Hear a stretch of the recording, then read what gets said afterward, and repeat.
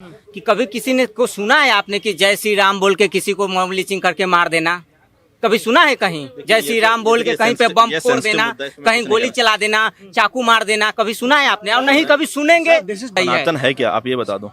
आपको नहीं मालूम है सनातन? सनातन दूसरों के जीने के लिए जो कला है, दूसरों के लिए जीने की जो पद्धति है, दूसरों के लिए जीवन निछाड़ करना, भारत के लिए, भारत को मान सम्मान, भारत को अपनी माँ मानना, ये सनातन संस्कृति है। दूसरों के लिए अपनी जान दे देना, ये सनातन संस्कृति है। तो सर चल क्यों रहा है, कारण क्या है? बुलडोजर सिर्फ इस बात पे चल रहा है कि उसने कोई अपराध किया। अगर उसने, जैसे आपने अतीक अहमद का नाम लिया, रेपिस्ट का आपने नाम लिया, ठीक है, आपने बोला उस पर बुलडोजर चल रहा है, ठीक है, अगर वो कानून में लिखा हुआ है, ठीक है, तो बिल्कुल चलना चाहिए। अब आपने कन्हैया कुमार जो जेएनयू का प्रेसिडेंट था, आपने पूरा उसको बदनाम कर दिया, भारत तेरे टुकड़े होंगे नारा उसने लगाया, दिल्ली पुलिस की चार्जशीट थी, क्या पाया गया? उसने ऐसे कोई नारे नहीं लगाए। राहुल गांधी जो कहेगा कि 35A और 370 हमारी सरकार आते पुनः हटा देंगे, हम पाकिस्तान के आतंकवादियों से अच्छे संबंध बढ़ाएंगे, ये ऐसी वीडियो देखेंगे, लेकिन वे वीडियो नहीं देखेंगे जिसमें देश के हित की बात होती हो। आप मुस्लिम्स की मॉब लिंचिंग कर रहे हैं क्योंकि वो गाय तस्करी कर रहे हैं, ठीक है, कोई बंदा आता है, कैमरा लेकर आता है, बोलता है गाय तस्करी कर रहा है और उस पर आप मॉब लिंचिंग कर देते हैं, ठीक है, तो क्या ये रूल ऑफ लॉ का वायलेशन नहीं है? आज आप सिर्फ मुस्लिमों की थोड़ी ना होती है, हिंदुओं की भी होती है सर। 95% सक्सेना का नाम सुना? जब दिल्ली दंगे हुए थे, आईबी में एक जॉब करने वाला, अपने टैलेंट के आधार पर जाने वाला, उसको मार दिया गया। अंकित सक्सेना, दूसरा नाम बताइए। रूप त्यागी तीसरा। अरे सर नाम तो बहुत सारे हैं। आगे आगे, हाँ बोलो। कन्हैया कुमार जिनको जाके दर्जी को चाकू मार दिया जाता है, वो मॉब लिंचिंग नहीं है भैया? अच्छा, मतलब अगर राजस्थान, अभी राजस्थान में मैं जो क्या कहते हैं, जो दर्जी के साथ हुआ या ध्रुव त्यागी के साथ हुआ, जो आप बता रहे हैं, जो अंकित सक्सेना के साथ हुआ, मैं उसको भी कंडेम करता हूँ। मैं ये नहीं किया, आपने कंडेम नहीं किया, आपने शुरुआत मुस्लिम शब्द से की है। मैं ये बोल रहा हूँ कि किसी प्रकार की लिंचिंग, कानून हाथ में लेना, इधर बुलडोजर वाला हो या लिंचिंग हो, हिंदू भाई की हो, मुस्लिम भाई की हो, बौद्ध भाई की हो, क्रिश्चियन भाई की हो, मैं पूरी तरीके से सरासर इसको नकारता हूँ और ऐसा नहीं होना चाहिए। मैं ये कह रहा हूँ, लॉ को हाथ में। मैं इनसे कहना चाहता हूँ कि कभी किसी ने को सुना है आपने कि जय श्री राम बोल के किसी को मॉब लिंचिंग करके मार देना?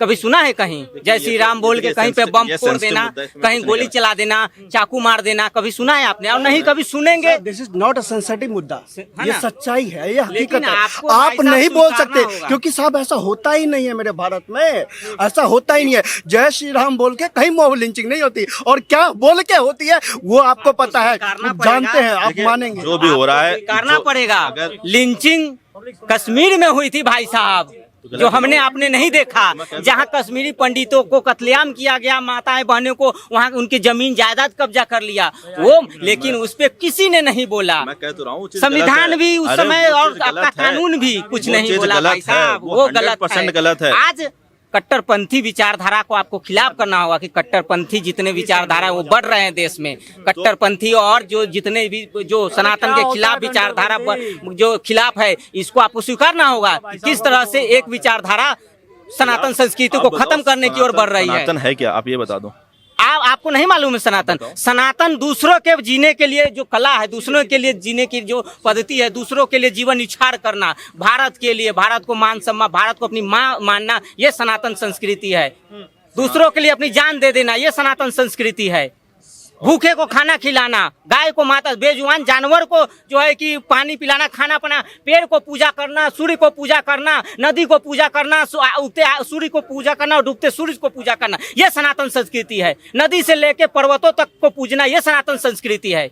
आपको सनातन संस्कृति समझने के लिए बहुत समय लग जाएंगे। हमारे ऋषि और बांग्लादेश में देख लीजिए क्या है, सनातन संस्कृति लोग नहीं माना, बांग्लादेश जल के राख, पाकिस्तान में सनातन संस्कृति को लोग नहीं माना। को समझ आऊंगा मैं, आपने पूरा समय लगेगा संस्कृति को समझने के लिए, समय नहीं लगेगा। सबसे श्रेष्ठ संस्कृति जो है वो सनातन संस्कृति है, इसको समझने के लिए बहुत ज्यादा समय नहीं लगता। जहाँ शांति है वहाँ सनातन धर्म ही है। जो इन्होंने इतनी पूरी बातों में जिन्होंने एक बात बोली वो है शांति, वो है सनातन। सीधी सी बात ये है, संतुष्टि, टॉलरेंस, वो है सनातन हिंदुइज्म।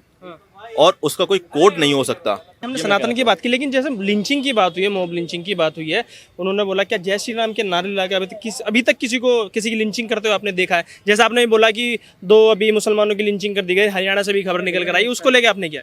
नहीं, मैंने इतना बोला कि लिंचिंग अगर किसी भी प्रकार की होती है तो एनआरकी लेकर आएगा। लिंचिंग का मेरा मतलब ये था कि कानून को हाथ में लेना। अगर आप बुलडोजर भी चला रहे हो तो आप कानून को हाथ में ले रहे हो।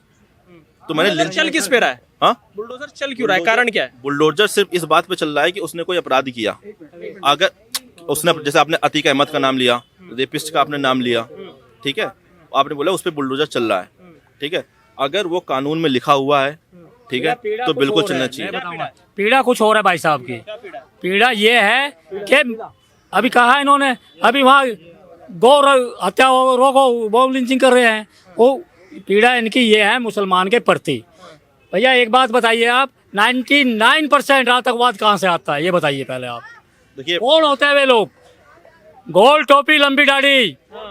अगर वहाँ एक आतंकवादी अतीक अहमद और अंसारी जैसे हैं, आजम खान जैसे वहाँ जनता को परेशान करते हैं, हिंदुओं को नहीं मुसलमानों को भी परेशान करते हैं, उनकी जमीन जायदाद, उनकी बच्चों के साथ रेप, यानी क्या क्या करते हैं उनके गुंडे और वे, तो उनको ये बॉम्ब लिंचिंग बोलते हैं कि एक मुसलमान पे बुलडोजर चल रहा है। भैया कहाँ से आता है 100 के 100%, 100% पत्थरबाज? जरा बताएंगे भाई साहब। आपने ये भी कहा था कि फोटो ले जाते हैं, मतलब वीडियो बनाते हैं, झूठी वीडियो बनाते हैं और लिंचिंग कर देते हैं, तो क्या मतलब वो जो वीडियो प्रूफ आता है उस पर भी भरोसा नहीं? हाँ, मुझे बिल्कुल भरोसा नहीं है वीडियो, क्योंकि कोर्ट में तो माना ही नहीं जाता वीडियो। अब डॉक्टर भी तो हो सकती है। अब आपने कन्हैया कुमार जो जेएनयू का प्रेसिडेंट था, आपने पूरा उसको बदनाम कर दिया, भारत तेरे टुकड़े होंगे नारा उसने लगाया, दिल्ली पुलिस की चार्जशीट थी, क्या पाया गया? उसने ऐसे कोई नारे नहीं लगाए। तो डॉक्टर वीडियो थी। कन्हैया कुमार का ये भी नारा है कि वो कहते हैं कि कश्मीर में हमारी इंडियन आर्मी वहाँ की महिलाओं के साथ बलात्कार, मतलब रेप करती है, बदतमीजी करती है। वो तो रियल वीडियो, उसको भी नहीं मानेंगे। वो मैंने वीडियो देखी नहीं है, पहले ऐसी वीडियो नहीं देखते सर आप? सर ऐसी वीडियो नहीं देखते आप? अगर आपके पास हो तो मेरे को अभी दिखा दो, लेकिन मैंने ऐसी वीडियो नहीं देखी। भैया देखते हैं सारी वे वीडियो जो कि यहाँ के एक देश के दुश्मन, गांधी परिवार के इकलौते पूत, जिसे बोलते हैं राहुल गांधी, जो कहेगा कि 35A और 370 हमारी सरकार आते पुनः हटा देंगे, हम पाकिस्तान के आतंकवादियों से अच्छे संबंध बढ़ाएंगे, ये ऐसी वीडियो देखेंगे। लेकिन वे वीडियो नहीं देखेंगे जिसमें देश के हित की बात होती हो, देश के विकास की बात होती हो, देश को आगे उन्नति की तरफ ले जाने की बात होती हो। देखेंगे वे चीज कि यहाँ बॉम्ब लिंचिंग हो रही है, अभी उन 2 मुसलमानों की बात कर रहे थे, लेकिन ये नहीं देखेंगे यहाँ भैया कौन अपराध कर रहा सबसे ज्यादा? कौन कर रहा सबसे ज्यादा अपराध? मुस्लिम। आप आंकड़े नहीं, सच्चाई में उठा के देखो कौन कर रहा है। कोर्ट में जाके देखो किसके सबसे ज्यादा केस है, मुस्लिमों के। आप अस्पताल जाके देखो कौन सबसे ज्यादा एडमिट है, कौन सबसे ज्यादा फायदा उठा रहा है, मुस्लिम। तो बात आएगी कहाँ कि सनातन की संस्कृति बताइए। भैया संस्कृति तो दूसरे की पूछ रहे हैं, जाति जनगणना दूसरे की करा रहे हैं, अपनी जाति नहीं बताएंगे, अपनी संस्कृति नहीं बताएंगे। अरे तुम्हारी संस्कृति क्या है? क्या है संस्कृति? के बम शरीर से बांधा अल्लाह कह के फट गए, क्या यही संस्कृति सिखाती है? एडिटेड वीडियो की जो बात किया, एडिटेड वीडियो का जो एक कॉन्सेप्ट होता है वो अलग ही होता है, वो अलग ही नजर आ जाती है। जो वीडियोस अभी पब्लिक डोमेन में है वो एडिटेड नजर नहीं आ रही है कहीं से कहीं तक भी, तो उनके ऊपर क्यों भरोसा नहीं कर पा रहे हो फिर आप? नहीं, जो आपने अभी बोला कि इंडियन आर्मी महिलाओं के साथ रेप करती है, बदतमीजी करती है, ठीक है, अगर उन्हें वो स्टेटमेंट दिया है तो कन्हैया कुमार ने बात बहुत गलत बोली है। अगर मैंने क्योंकि वीडियो नहीं देखी, आप जैसा बोल रहे हो, अगर आपने देखी है तो आप मेरे को दिखा देंगे तो मैं उसमें टिप्पणी कर पाऊंगा। अदरवाइज अगर उन्होंने ऐसा कहा है तो बिल्कुल गलत कहा है।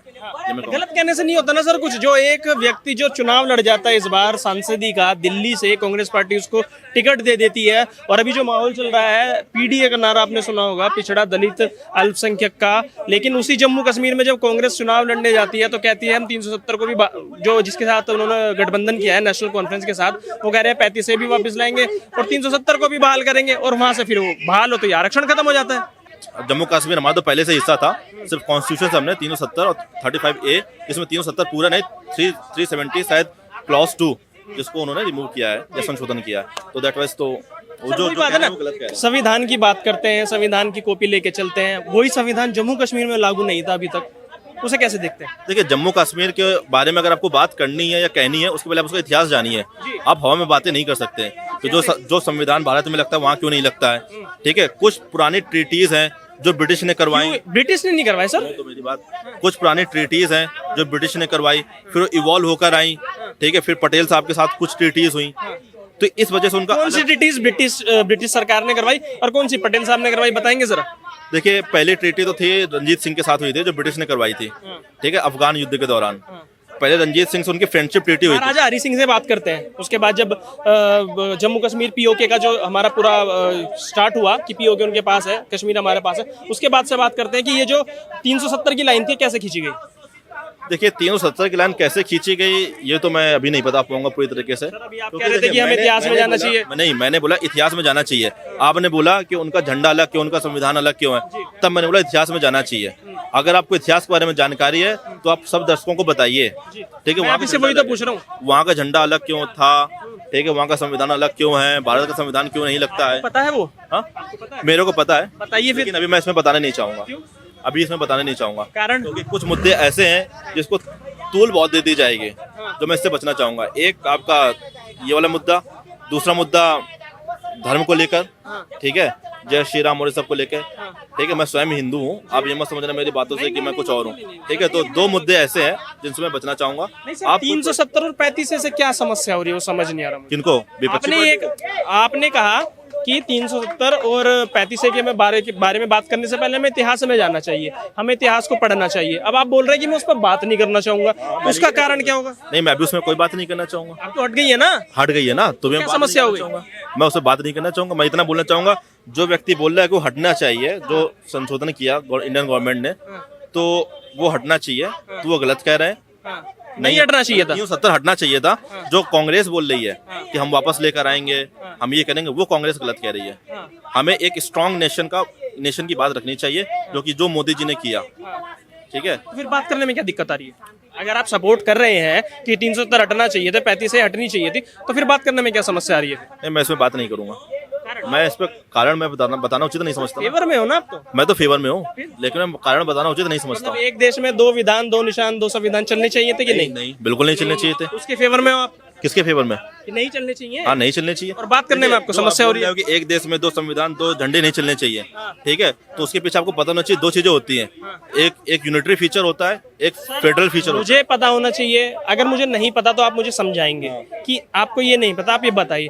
आप वो एक लाइन बोल देते हैं कि आपको पता होना चाहिए, फिर मैं आपसे पूछता हूँ, आप बोलते हैं मैं इस पर बात नहीं करना चाहूंगा। ऐसे कैसे चलेगा? मैं 370 35A इस पे बात नहीं करना चाहूंगा, लेकिन इंडिया की डाइवर्सिटी को देखते हुए, जो इंडिया की डाइवर्सिटी है, विविधता है, उसके देखते हुए एक देश में अगर उसको बांध के रखना है सबको, तो एक ही कानून, एक ही संविधान होना चाहिए और एक ही झंडा होना चाहिए।